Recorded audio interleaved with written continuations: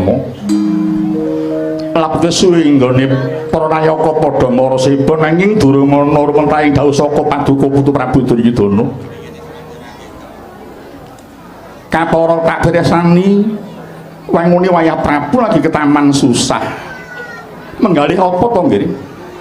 Menggalih apa Putu? Keparing wayah Prabu nimbut marang dawuhing para winasih ingkang surasane. Narendra Siniwaka iku bisa gawe tentrem aja kok malah gawe tingtrim.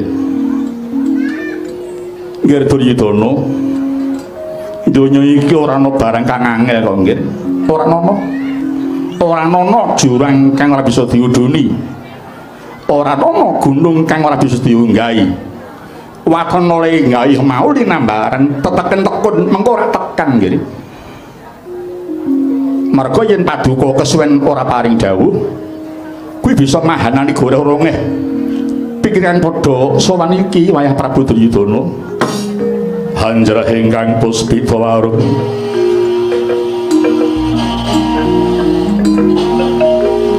kasliring samirana mrih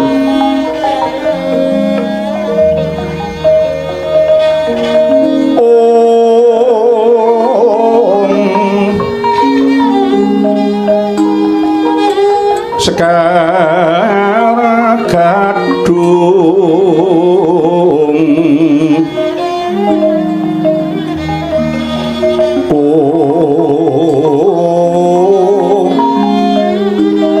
ngas gandanya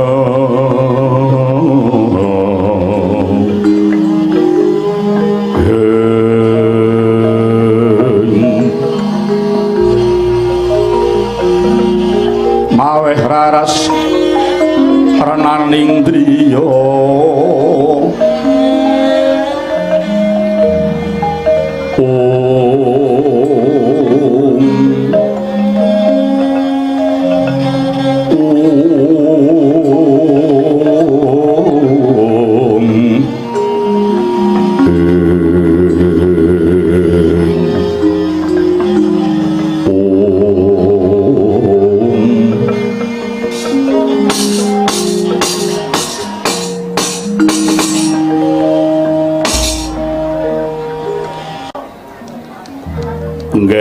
Kanjeng Hyang Reksiyara Bisma sesembahan kula kang sipatitah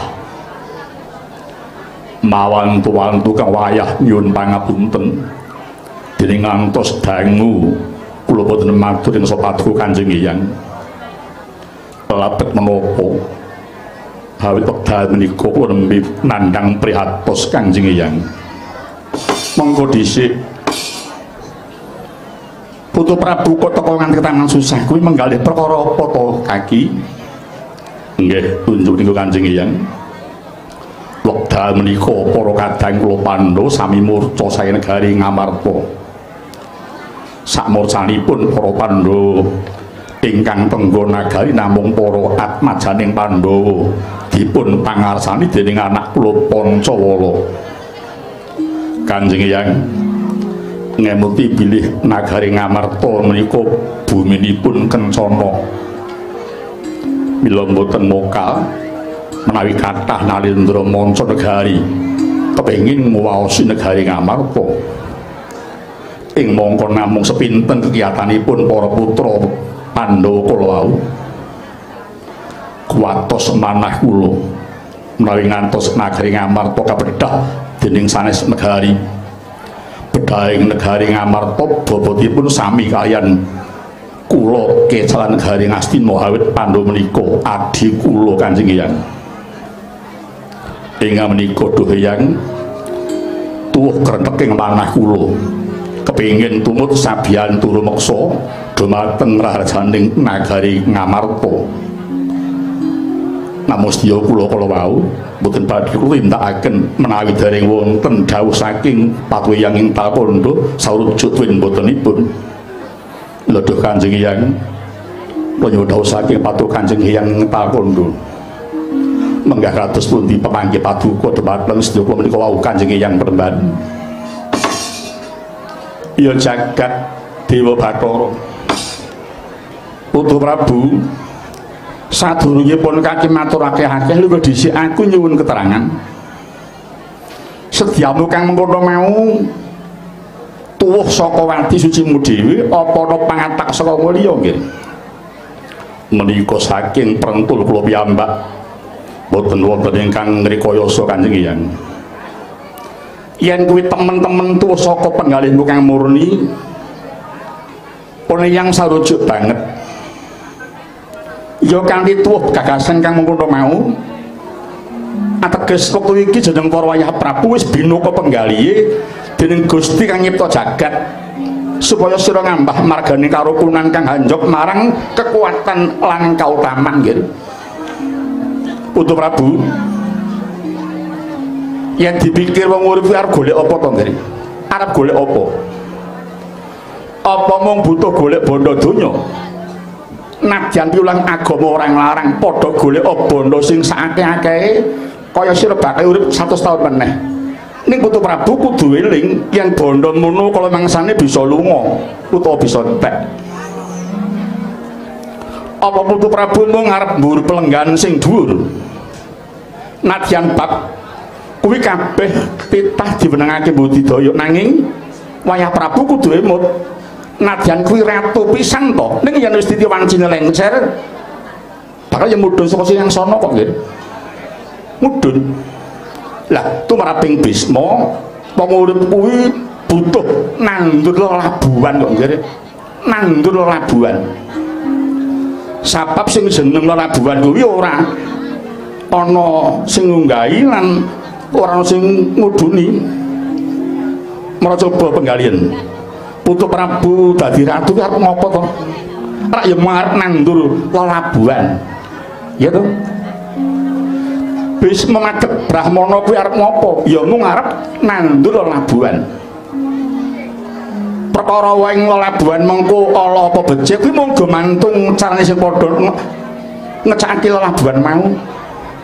Yen oleh nindakake labuhan tuju mbuh lawan kabisan lan litambaran marang piulungan agama ya ing kono bakal awuh awring asma ingkang mangambar lan kala mangsane isih kawimbuh prabaya kang sah trulumintu. Awit kudu eling sak becik-becike wong kuwi wong sing piguna tumrap nyang wong liya. Ning kok sok baline nggih yen oleh labuh mung dicari rasa milik gendong lali kuwi mengko wae ya mung bakal dijembek diri lan bebanger jeneng kok nggih. Upama entuk Prabaya ning Ngredana mau ya mung bisa cukup kanggo kebutuhan sakwat ora bakal bisa luwintu tekan anak putu nggih. Sebab apa? Awit rasane wis ora bisa tentrem. Ati karo pikiran anane mung tarung. Pikirane ngajak kudu kasembatan karepe nadyan nganggo cara apa wae. Mongko nganti sucine jane ngelikke mbok aja tindak kaya ngono. Lho kuwi. Mula nggih Duryudana sejane Putu Prabu nggone bakal sabiyantur meksa Praja Ngamarta kang tininggal Pandhawa iku mau mujudake labuhan kang wis bener dalane tur luhur nggih, bener tur luhur. Bener merga nglabi sedulur dene luhure awit tumindakmu nuduhake menawa sira manungsa ingkang demen tetulung. Mos pisan maneh nggih, pun kaki banget promojo marang sediamu Putu Prabu. Nggih. Ngaturaken kuning penuhun Kanjeng Hyang sampun sarujuk dhumateng sedya kula. Nuwun mangke to Bapa Pertandikawan Duruna. Wonten Dewa anak Prabu kepareng mijebut pawe saka limo nggih anak Prabu. Kula nyuwun saking paduka Bapa Peremban. Menggah kados pundi pemanggih paduka menawi kula badhe sabiyantur meksa negari Ngamarta Bapa.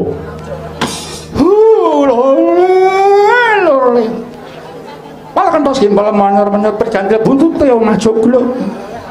Nggih nggih.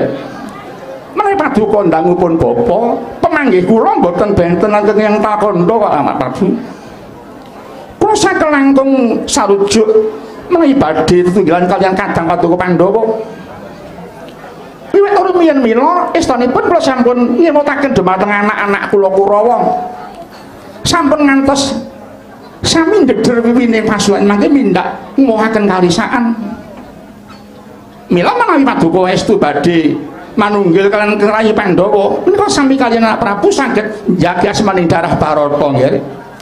Tuwin saged njagi asmaning para Dwija ing kula wentah dumateng Kurawa dalah Pandhawa anak Prabu.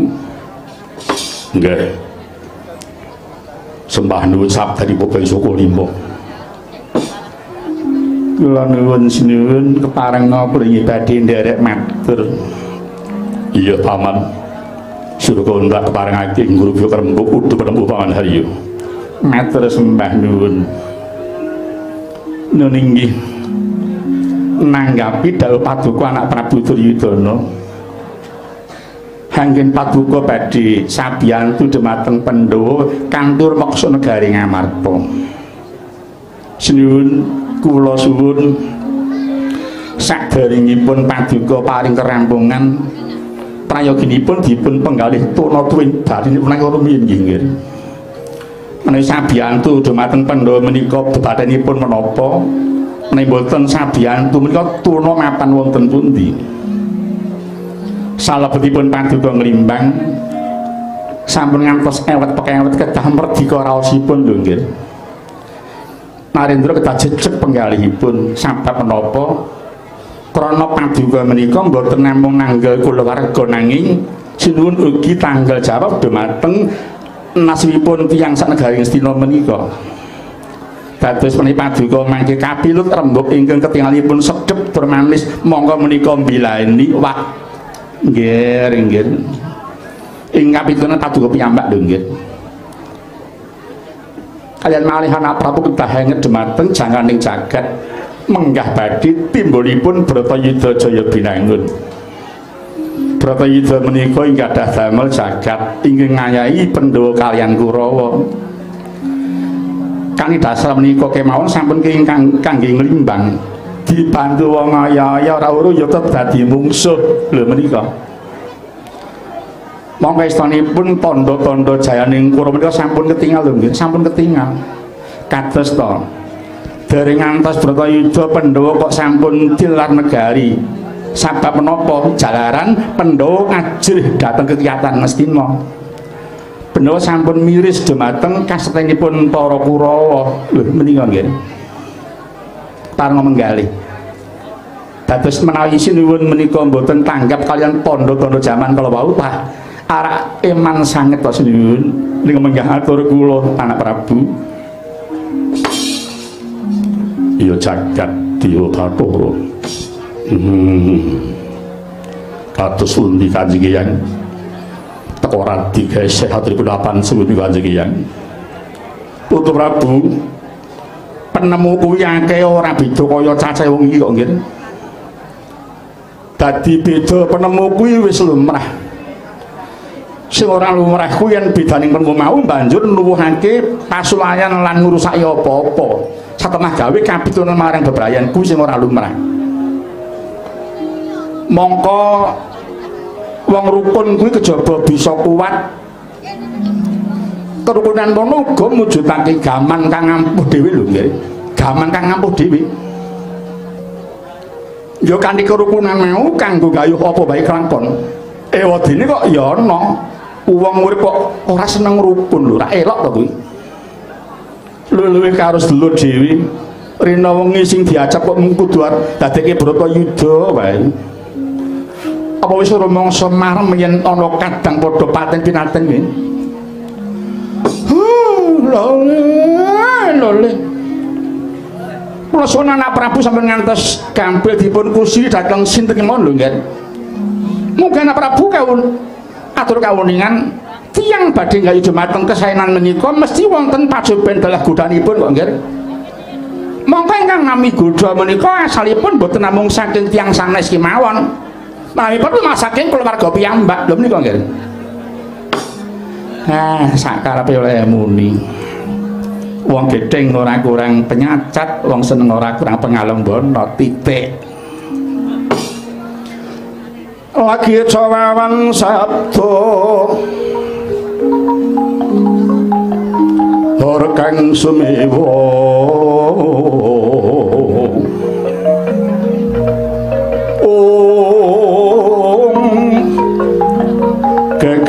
pasewakan kata samyon narko won ten tirata mata pedhot king wandilan saweneh anarkoku to tilar pandengan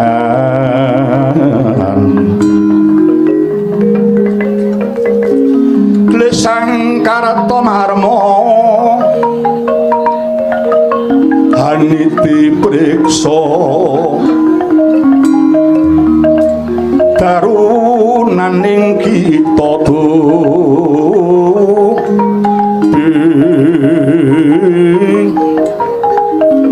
wis huninging gati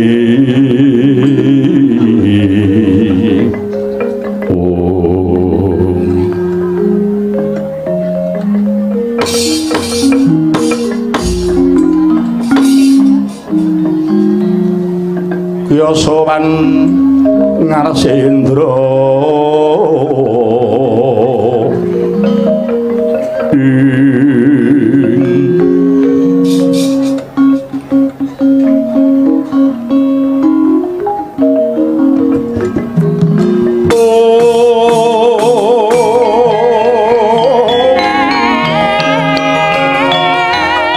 palukon lagu ning lekas lukita linuting litung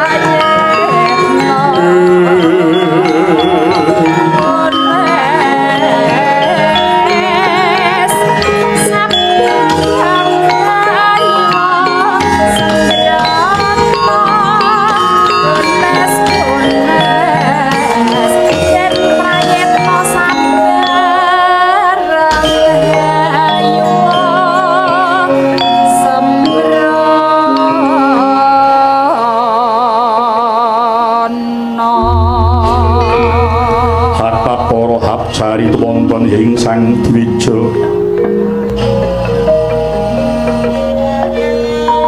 kadya ngiwara jiwa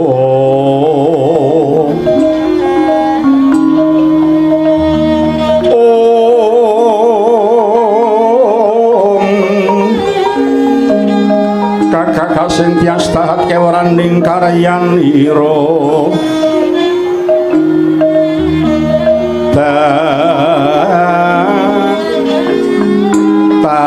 kontur samya miyat rengganing prabata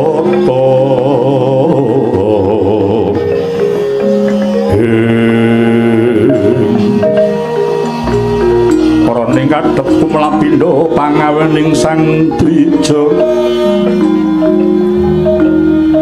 lunging gadhuh malengkung katip ing maruta manda